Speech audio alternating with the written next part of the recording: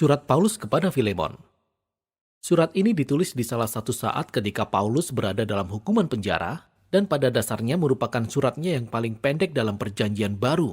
Tapi jangan tertipu oleh pendeknya surat ini, karena inilah surat yang paling menggebu-gebu yang pernah ditulis Paulus. Berikut adalah latar belakangnya yang dapat kita susun dari berbagai detil dalam surat ini. Filemon adalah seorang warga Romawi yang kaya raya yang berasal dari Kolose. Kemungkinan ia bertemu Paulus pada saat Paulus menjalankan misinya di Efesus dan Filemon pun menjadi pengikut Yesus. Kemudian ketika Epafras rekan sekerja Paulus memulai jemaat Yesus di Kolose, Filemon menjadi pemimpin bagi jemaat yang bersekutu di rumahnya. Nah, seperti kepala keluarga lainnya dalam wilayah Romawi, Filemon memiliki para budak. Salah satunya bernama Onesimus. Pada suatu saat, keduanya terlibat dalam konflik yang serius. Onesimus melakukan kesalahan terhadap Filemon. Mungkin ia mencuri atau mungkin ia menipunya. Kita tidak tahu persisnya. Namun setelah itu, Onesimus melarikan diri. Sampai akhirnya, Onesimus mendatangi Paulus di penjara, sepertinya untuk mencari pertolongan. Dalam prosesnya, ia menjadi pengikut Yesus dan kemudian ia menjadi penolong yang dikasihi Paulus.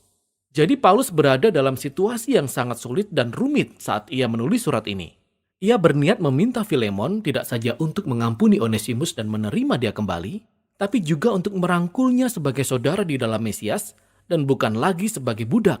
Begini cara Paulus melakukannya. Paulus memulai suratnya dengan sebuah doa. Pertama-tama ia memuji Filemon dan mengucap syukur kepada Allah atas kasih dan kesetiaan yang telah Filemon tunjukkan kepada Yesus dan kepada jemaatnya. Kemudian ia menyiapkan permintaannya dengan kalimat ini. Aku berdoa agar persekutuan yang timbul dari imanmu mampu menuntun engkau untuk mengenali semua hal baik yang bekerja di dalam kita, yang menuntun kita kepada Sang Mesias. Nah, kata kuncinya di sini adalah persekutuan, atau dalam bahasa Yunani koinonia yang artinya berbagi atau partisipasi bersama, yakni ketika dua orang atau lebih bersama-sama menerima sesuatu dan berbagi di dalamnya mereka menjadi teman seiman. Paulus berkata bahwa kesetiaan kepada Yesus berarti kita mengakui bahwa semua pengikut Yesus adalah teman yang setara, yang berbagi bersama di dalam anugerah dan kasih karunia Allah. Dan bagi Paulus, pengalaman koinonia di antara para pengikut Yesus bukan hanya berupa gagasan yang kita pikirkan, tapi juga sesuatu yang kita lakukan di dalam hubungan kita. Inilah yang mendorong Paulus ke dalam permintaannya. Akhirnya Paulus menyebut tentang Onesimus. Ia berkata, Onesimus telah menjadi anaknya dalam penjara. Ini berarti Paulus telah menuntun Onesimus untuk mengabdikan hidup dan kesetiaannya kepada Yesus. Jadi Paulus dan Onesimus sekarang sudah menjadi satu keluarga di dalam Mesias. Ia telah melayani Paulus dengan setia di dalam penjara. Dan meskipun Paulus ingin Onesimus tetap bersamanya, ia tahu bahwa konflik yang belum terselesaikan dengan Filemon ini harus didamaikan jika mereka mengaku sebagai pengikut Yesus. Inilah yang mendorong Paulus ke dalam permintaannya yang sangat berani, yaitu agar Filemon menerima Onesimus kembali bukan lagi sebagai budak, melainkan lebih daripada budak, yaitu sebagai saudara yang kekasih di dalam Tuhan. Nah, ini adalah permintaan yang sangat sulit.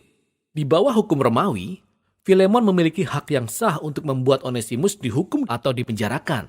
Namun Paulus tidak saja memintanya untuk mengampuni Onesimus, tapi juga menerima mantan budaknya kembali ke Kolose sebagai orang yang setara secara sosial sebagai anggota keluarga.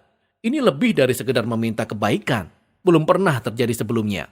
Membebaskan seorang budak lalu memperlakukannya sebagai anggota keluarga. Ini dapat menggoncang kemapanan dalam tatanan sosial Romawi. Mengapa Filemon harus melakukan hal seperti ini? Disinilah Paulus mengambil langkah yang cerdik. Ia mengingatkan kembali kata kunci dari doa pembukaannya. Ia berkata, kalau engkau menganggap aku temanmu seiman, sekali lagi kata Yunani yang dipakai adalah koinonia, terimalah Onesimus seperti aku sendiri. Dan kalau dia sudah merugikan engkau ataupun berhutang padamu, tanggungkanlah semuanya itu kepadaku, dan aku akan membayarnya. Jadi dalam permintaan ini kita dapat melihat inti dari berita Injil Paulus dinyatakan dalam tindakan.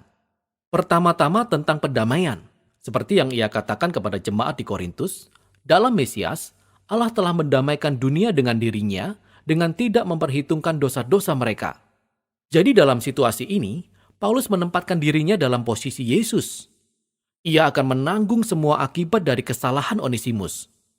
Ia akan membayar harganya agar Onesimus dapat diperdamaikan dengan Filemon. Namun pesan Paulus ini bukan hanya sekedar transaksi hukum, tapi juga tentang koinonia. Onesimus, Filemon, dan Paulus semuanya setara di hadapan Allah. Mereka semua sama-sama membutuhkan pengampunan. Semua tanah itu rata di bawah kaki salib. Ini berarti Filemon dan Onesimus tidak lagi bisa berhubungan satu sama lain sebagai tuan dan budak, melainkan sebagai anggota keluarga, sebagai saudara di dalam Mesias. Atau seperti yang dikatakan Paulus kepada Filemon dan seluruh jemaat di Kolose, di dalam keluarga barunya Allah, tidak ada lagi orang Yunani atau orang Yahudi, atau orang bersunat atau orang tak bersunat, atau orang asing atau orang biadab, atau budak atau orang merdeka. Tetapi Mesias adalah semua dan di dalam semua orang. Paulus menutup suratnya dengan menyatakan keyakinannya bahwa Filemon akan melakukan lebih dari yang Paulus minta. Dan Paulus juga meminta Filemon menyiapkan kamar tamu karena ia ingin berkunjung begitu ia keluar dari penjara. Kemudian, dengan beberapa salam penutup, Paulus mengakhiri suratnya. Surat Paulus kepada Filemon mengandung pesan yang kuat karena beberapa hal. Surat ini adalah satu-satunya surat di mana Paulus tidak menyebutkan kematian atau kebangkitan Yesus secara jelas. Namun ini bukan karena lalai.